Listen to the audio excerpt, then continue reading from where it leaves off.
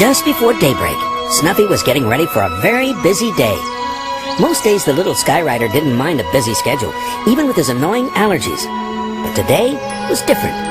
It was his birthday, and he had hoped to have a party. They probably forgot all about it, Snuffy thought. Maybe I should remind them. When Easy O'Malley gave him the day's flight plan, Snuffy asked, Do you know what today is? Why, it's Saturday, Snuffy. Saturday, September the 4th. What I mean is, isn't there something special about today? Indeed there is, Snuffy. Yes, sirree, there is, Easy O'Malley said. There's special occasions all over the region, and you, son, will be part of them all. A dreamy orange sunrise glowed behind low-lying clouds as Snuffy arced over Tarrytown Valley. It was a lovely sight, but he hardly noticed. Snuffy was feeling too downhearted. Here he was, all alone on his birthday. His eyes began to water, and his nose began to drip. These confounded allergies were worse than ever, Snuffy told himself. He didn't want to admit that his tears were tears of sadness.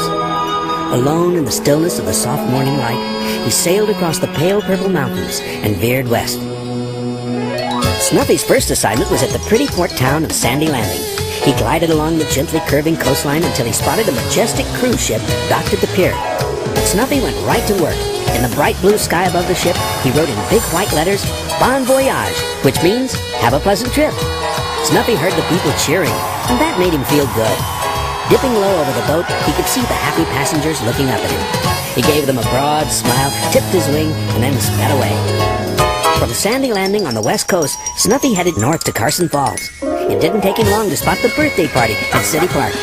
He circled the picnic area, and just above the party full of gleeful children, he wrote, Happy Birthday, Billy. Snuffy looked down and saw the children's sunny faces looking up at him. Their smiles and their giggles made him feel warm inside. From the birthday party in Carson Falls, Snuffy headed east for the big city of Peabody. On the way, he thought about his own birthday, and he wondered why no one remembered it. Before long, he was flying over Peabody Stadium, home of his favorite baseball team, the Peabody Tigers. He circled low to get a good look, and as luck would have it, the home team was at bat. Snuffy quickly went to work. In the sky just above the center field fence, he wrote in bright yellow letters, Go Tigers!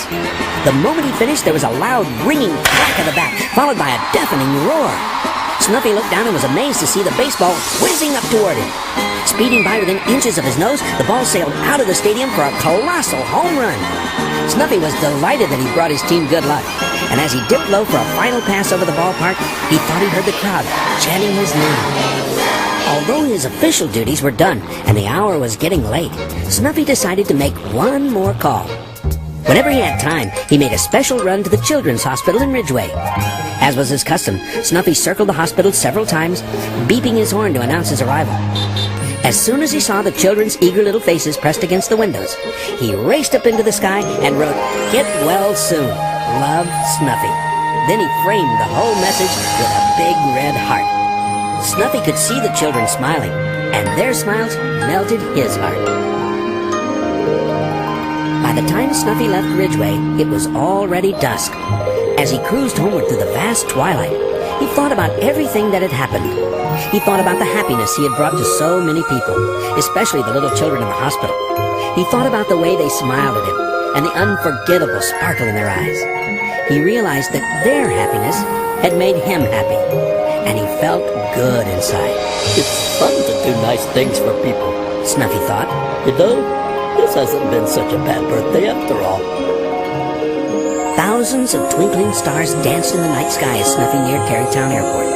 He saw the beacon light cutting through the darkness, then the runway lights on the ground.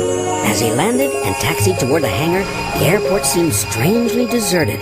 Then, all of a sudden, there was a burst of brilliant white light, and for a split second, Snuffy was blinded.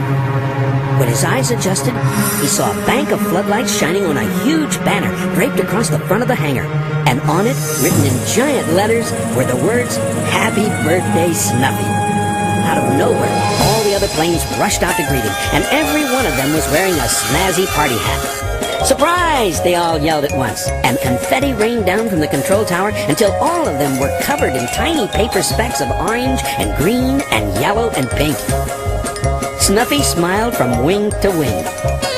Gee, he said with a sniffle, I thought nobody remembered. No way we'd forget your birthday, Snuffy, Tracy said. We just wanted to surprise you, said JJ. We're your family, Snuffy. We'd never forget, said Big Jake, who looked very silly in his little party hat. That's right, said old Oscar. We never forget. I love all of you very, very much, Snuffy said. But don't any of you ever forget that. Then, batting away tears of joy, he said, I really must do something about these old allergies.